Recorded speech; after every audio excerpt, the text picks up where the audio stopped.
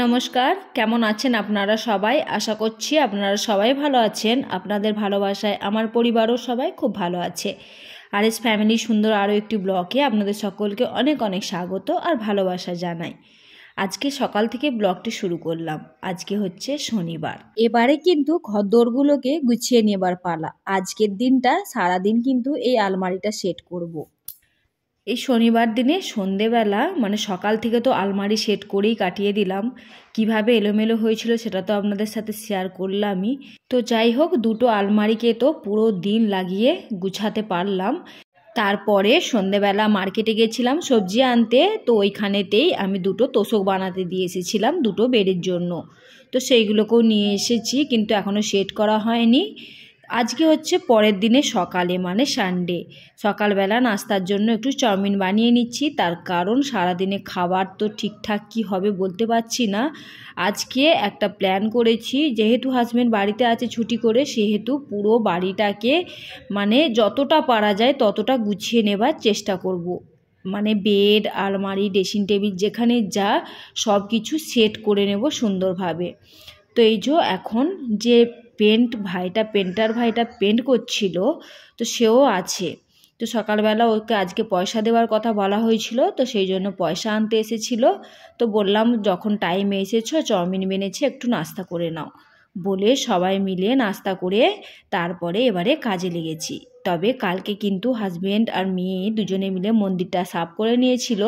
তো সকালবেলায় মেয়ে কি করেছে, উঠে আগে পুজোটা সেরে নিয়েছে। তো সেই জন্য নাস্তাটা কিন্তু আমিও করে নিয়েছি। এবারে দুটো বেডকে ভালোভাবে গুছিয়ে নিচ্ছি। সবার প্রথমে বড় বেডটাকে দুটো গদি তো বানানোই ছিল, পেছনের বছরে বানিয়েছিলাম। আর এবারে এই যে তোশকটা বানিয়ে এর ওপরে দিয়ে দিলাম। বিছানাটা বেশ ফুলো ফুলো হয়েছে আর বেশ নরম হয়েছে। মনটা এত ভালো লাগছে, সব জিনিস নতুন। যতই পুরনো হোক, বাড়িটা আমার 3-4 বছরের পুরনো হলেও যেহেতু নতুনভাবে নতুন রূপে সেজেছে, তারপরেতে আবার এই বিছানাগুলো সুন্দরভাবে গোছাচ্ছি। ওখানে বিছানাতে যে তোশকটা সেটাও নতুন। এত ভালো লাগছে মনের মধ্যে, একটা কী যে আনন্দ কাজ করছে সেটা হয়তো আমি ভাষায় প্রকাশ করতে পারছি না। তো এই তো ছোটো বেডটাতেও একটা তোশক বানিয়েছিলাম, সেটাকেও বিছিয়ে দিলাম। এতে এখনও গদি যদিও নেই, তো যাই হোক মোটামুটি তোশকের ওপরে একটা লেপ ছিল, কাঁথা যেটাকে বলে, কাঁথা ছিল, সেটাকে দিয়ে তার ওপরে একটা বড় কম্বল টাইপের সেটাকে চারদিক দিয়ে মুড়ে দিলাম। দিয়ে তার ওপরেতে এই এসি কম্বলটাকে পেতে দিলাম। যেহেতু এখনও মোটামুটি ঠান্ডা আছে, সেহেতু এসি কম্বলগুলো বেশ ভালোই লাগে, সেই জন্য বিছিয়ে দিলাম। আর ওই রুমটাতে এসি কম্বল লাগাতে বিছাতে গেছিলাম, যেহেতু বিছানাটা অনেকটা ফুলো হয়ে গেছে, তো এসি কম্বলগুলো ছোটে পড়ছে, সেই জন্য ওই বিছানাটাতে কিন্তু একটা সুতি চাদরই পেতে দিলাম পুরনো। পরে দেখে শুনে যখন একটু কমে যাবে, শুতে শুতে তো অনেকটা গদি কমে যাবে, তখন নয় এসি কম্বল লাগিয়ে দেব। আর এই যে এখন হাজব্যান্ড স্নান করে নিয়েছে, তারপরেতে এখানে ফটো ফ্রেমটাকে লাগিয়ে দিচ্ছি। যে কৃষ্ণ রাধার ফটো ফ্রেমটা নিয়েছিলাম দিওয়ালির সময়তে, সেইটাকে এবারে দেওয়ালে লাগিয়ে দিচ্ছি। আগে কিন্তু আমি যে কাঠের ফ্রেমের মতো বানিয়েছিলাম, তো সেইগুলোতে চিপকেছিলাম। এই জন্যই কি পরে যখন পেন্ট হবে তখন খুললে কিন্তু ফটোটা নষ্ট হয়ে যাবে। এখন আর ভয় নেই, সেই জন্য দেওয়ালেই চিপকে দিলাম। দিয়ে এই তো দুপুরবেলা একদম সিম্পল খাবার, বেগুন ভাজা আর আলু ভাজা আর একটু ডাল, ওই নিয়েই দুপুরের মেনুটা শেষ করে চলে এসেছিলাম ছাদে। আমরা যখন খাচ্ছিলাম বা বিছানা গোছ করছিলাম, তখন কিন্তু মেশিন চালিয়ে দিয়েছিলাম। তো ওই দিক দিয়ে কাঁচাও হয়ে গেছে, আর এই দিক দিয়ে কিন্তু আমার নিচে দুটো রুম কিন্তু গুছানো হয়ে গেছে। এবারে এসেছি ছাদটা একটু গুছিয়ে নিতে। ছাদটাও তো কী হারে এলোমেলো হয়েছিল। ওই দিকে কিন্তু হাজব্যান্ড একটু একটু হেল্প করে ও কিন্তু এসে ছাদটাকে অনেকটা গুছিয়ে দিয়েছিল। তো যাই হোক, ঝাড়ুটা লাগানো হয়নি। আর যে শ্বেতামা খেলা করছিল, ওর খেলনাগুলো পড়েছিল, সেইগুলোকে গুছিয়ে নিয়ে ছাদটাকে এবারে সুন্দর করে ঝাড়ু লাগিয়ে নিচ্ছি। নিচেটা পরিষ্কার করব, আর মাথার ওপরটা নোংরা থাকবে, সেটাও ভালো লাগে না, তাই না? সুন্দরভাবে চারিদিক গুছিয়ে বাগিয়ে নিয়ে সাফ সুতরা হয়ে থাকলে কিন্তু মনটা বেশ ভালো লাগে।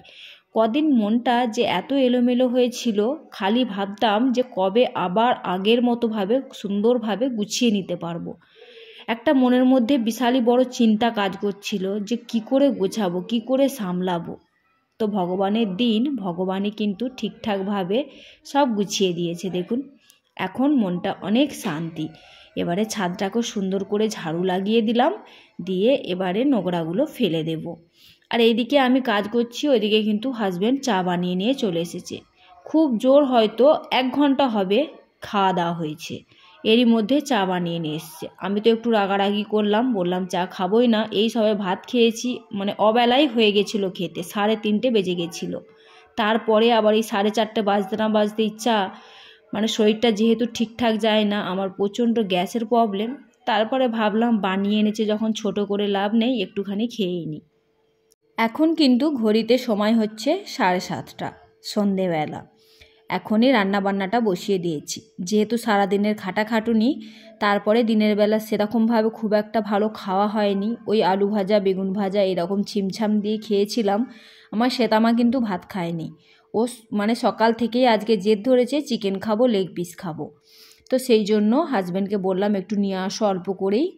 তো যাই হোক, এখন অনেকটা পরিমাণে পেঁয়াজ দিয়েছি, দিয়ে পেঁয়াজটাকে ওইদিকে ভাজতে দিলাম। ভাজতে দিয়ে এদিকে আদা রসুনটা টমেটোটা পেস্ট বানিয়ে নেব।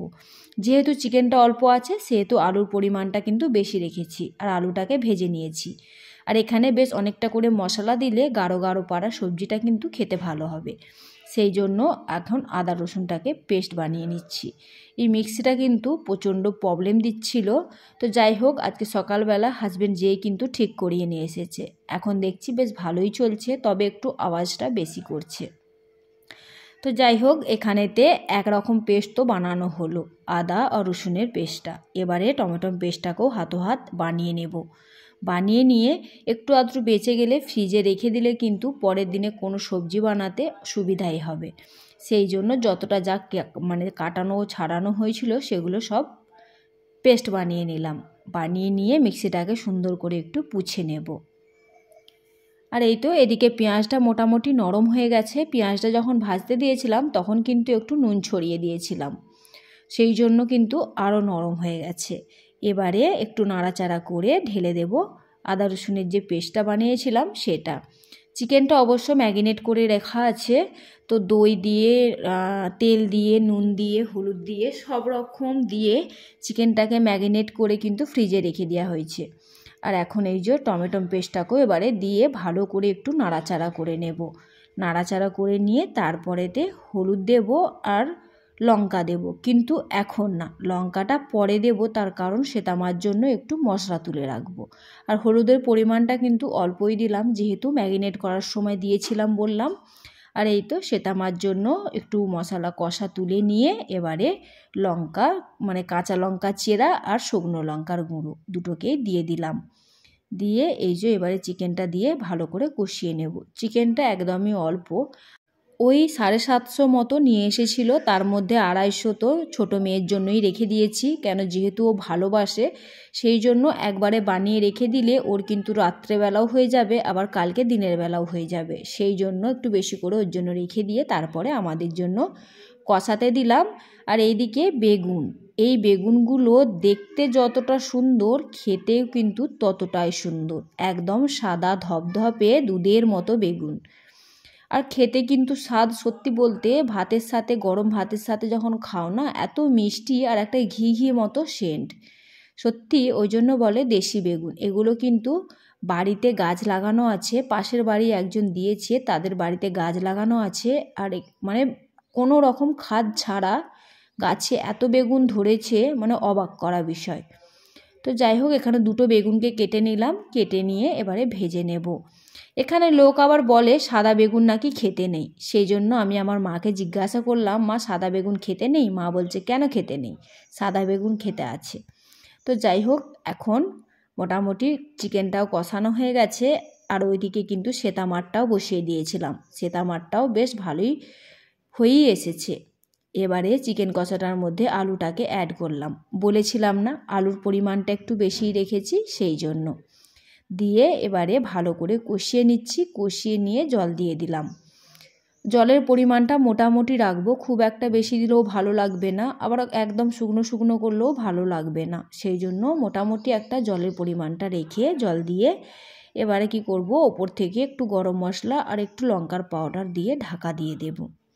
আমার আজকের এই পর্যন্ত ব্লগটি আপনাদের কেমন লাগলো অবশ্যই জানাবেন।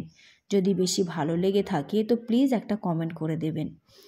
আর যদি কোনো নতুন বন্ধু আমার আজকের ব্লগটি দেখে থাকেন, আপনাদের যদি কোথাও একটু ভালো লাগে অবশ্যই চ্যানেলটিতে লাইক দিয়ে চ্যানেলটিকে সাবস্ক্রাইব করে আমাকে আপনাদের পরিবারের একজন করে তুলবেন। আর যারা অলরেডি এই কাজটা করে রেখেছেন তাদের তো অনেক অনেক ধন্যবাদ আর ভালোবাসা জানাই। এবারে কিন্তু বেগুনগুলোকেও ভেজে নিচ্ছি। আর এই কড়াটাতে লুচি ছাঁকা হয়েছিল, লুচি ছেঁকেছিলাম তো তেল অনেকটা রয়ে গেছিলো, তো সেই তেলের ওপরেই বেগুনগুলোকে দিয়ে ভালো করে কিন্তু ছাঁকা ভাজা করে নিলাম। আর উল্টে পাল্টে মানে বেশিক্ষণ টাইমও লাগেনি, হয়তো খুব মুশকিল 3 মিনিটের ভিতরে কিন্তু বেগুনগুলো ভাজা হয়ে গেছে আমার। আর আমি তো বেগুন সবসময়তে মানে গ্যাসের আঁচটা তেজ করেই ভাজি, আর বেশ কিন্তু নরমও হয়ে যায়। চলুন তাহলে এবারে তো রাত্রেবেলার খাওয়া দাওয়াটা করে নিই। আর এখন ঘড়িতে সময় হচ্ছে ওই 9:45 মতো, মোটামুটি সকাল সকালই রান্নাটা হয়ে গেছে। এবারে খাওয়া দাওয়াটা কমপ্লিট করি, আবারও দেখা হবে পরে।